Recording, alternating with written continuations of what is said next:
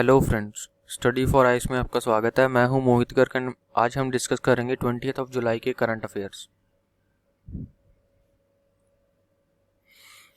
सबसे पहला टॉपिक है मॉनसून सेशन ऑफ पार्लियामेंट। ठीक है, तो आप सभी को पता होगा कि मॉनसून सेशन ऑफ पार्लियामेंट शुरू हो चुका है।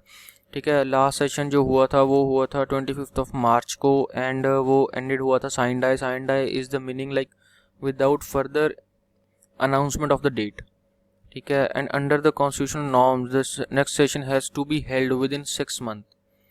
So the period ends on September 14. So 14th of September से इन्हें से पहले पहले इनको कोई ना कोई सेशन करना पड़ना था, तो अभी इन्होंने मॉनसून सेशन शुरू कर दिया। ठीक है, आर्टिकल 85 के according there should be no gap of more than 6 months between two sessions of the parliament. ठीक है, so but on the other hand, constitution does not specify when or how many days parliament should meet. एक साल में कितनी बार मिलना है parliament ने, कितनी बार बैठना है पार्लियामेंट ने, ये कुछ भी मेंशन नहीं किया हुआ हमारे कॉन्स्टिट्यूशन में। ठीक है, सो अगर मैक्सिमम गैप 6 month का होना चाहिए तो ऑब्वियसली वो साल में 2 बार हो गया है ना।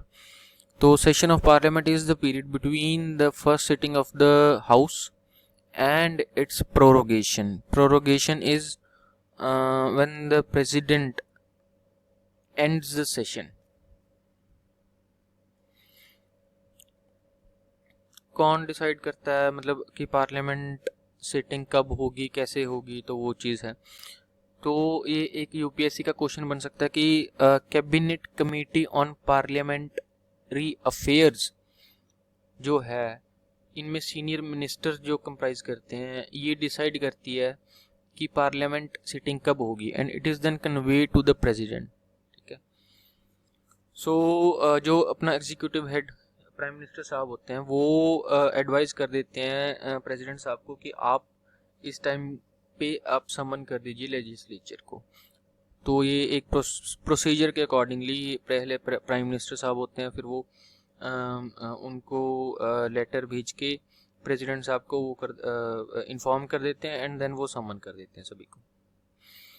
ठीक है, तो क्यों इम्पोर्टेंट होता है पार्लियामेंट्री सेशन, हम सभी को पता है। जैसे law making is dependent on when parliament meets, तभी कोई बिल पास होगा अगर पार्लियामेंट सेशन होगा, है ना।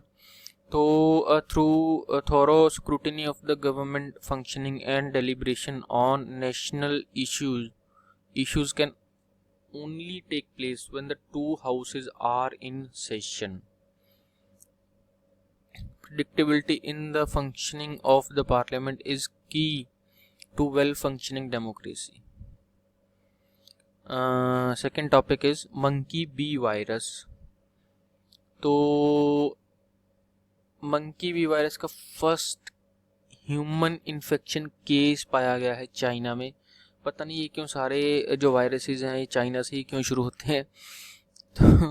तो इसके बारे में थोड़ा स्टडी कर लेते हैं।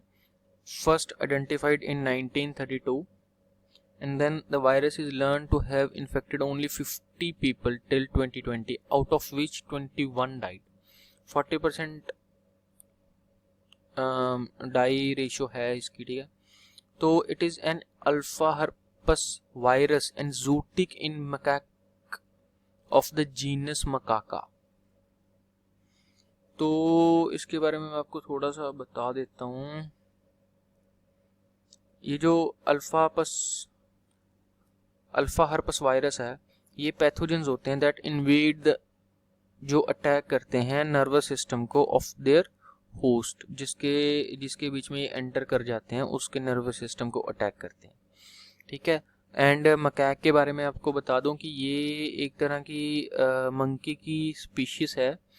ठीक है, जो इंडोनेशियन आइलैंड्स के ऊपर ज़्यादा पाई जाती है। ठीक है, एंड इसका ये चीज़ आपको ध्यान में रखनी पड़ेगी कि 18 kg इनका वेट होता है एंड फीमेल्स में 13 kg होता है। ठीक है, तो ये एक कॉमन सी थोड़ी सी मतलब इनका जो स्ट्रक्चर है वो आपको पता होना चाहिए।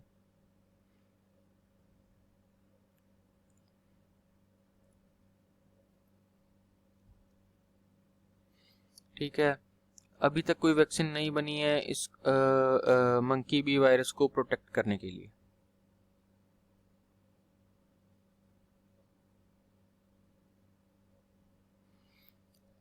सो how can it be transmitted? ठीक है, the infection can be transmitted by direct contact and exchange of the bodily secretions of the monkey. So अगर हम मंकी के डायरेक्ट कांटेक्ट में आते हैं तो फिर हमें वो ट्रांसमिट कर जाएगा वायरस। ठीक है, सिम्टम्स क्या हैं? There are flu like symptoms such as fever, chill, muscle ache, fatigue and headache. ठीक है, infected person may develop small blisters in the wound that came in contact with the monkey. Some other symptoms of the infection include shortness of breath, nausea and vomiting. And then the virus appears to cause inflammation of the brain and spinal cord. कुछ symptoms हैं।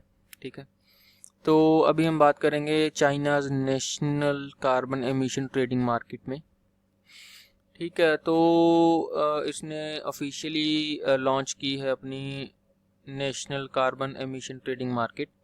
ठीक है, जिसने replace किया है ईयूज market को, carbon market को। तो कार्बन मार्केट होता क्या है, पहले मैं आपको ये बता दूं। कार्बन मार्केट इज लाइक हर एक कंट्री को ना अपना अपना कोटा मिला हुआ है कि अकॉर्डिंग टू डेवलपमेंट, उसके कंट्री की डेवलपमेंट के हिसाब से उसको कोटा मिला हुआ है कि आप इतनी कार्बन एमिशन कर सकते हो।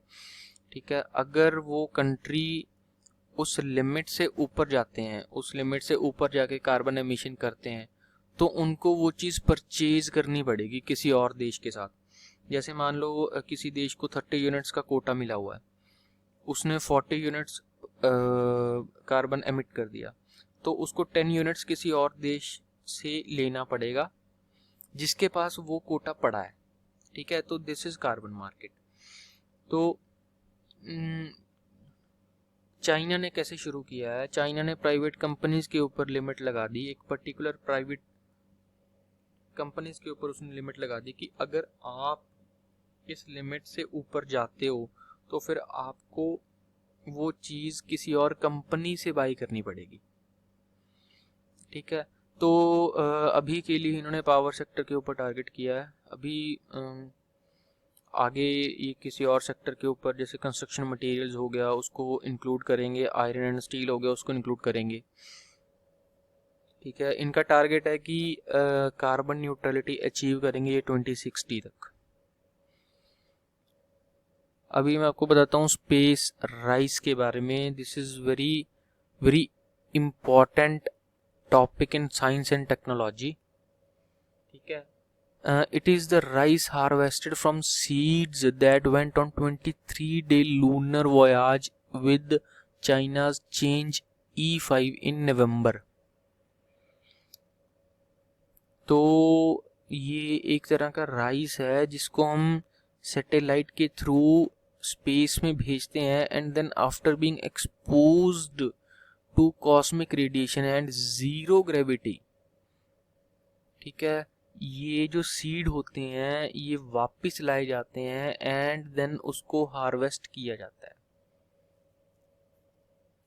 उन मतलब चाइना के रिकॉर्ड्स के अकॉर्डिंग उन सीड्स की बहुत ज़्यादा हायर यील्ड होती है अगर उनको मतलब स्पेस से वापस लाके धरती पे उगाया जाए। ठीक है, China has been taking seeds of rice and other crops to space since 1987. तब से ये स्पेस क्रॉप्स को यूज़ कर रही है। ठीक है, एंड एक बहुत ही मेजर फैक्ट मैं आपको बता दूं कि 2018 में total plantation area for space crops approved in China reached more than 2.4 million hectares. बहुत एरिया। तो अभी एक लास्ट टॉपिक है rules for registration of vintage cars. Transport ministry ने इसको अमेंड किया है। ठीक है, सेंट्रल मॉडर्न व्हीकल्स रूल्स 1989 को। ठीक है, formalising the registration process of vintage motor cars. ठीक है, इसमें क्या है कि it allows for retention of the old numbers for already registered vehicles and a VA series. Vintage car को VA series unique registration number mark के साथ उसको रजिस्टर किया जाएगा। बस ज़्यादा इसमें और कोई अमेंडमेंट नहीं है।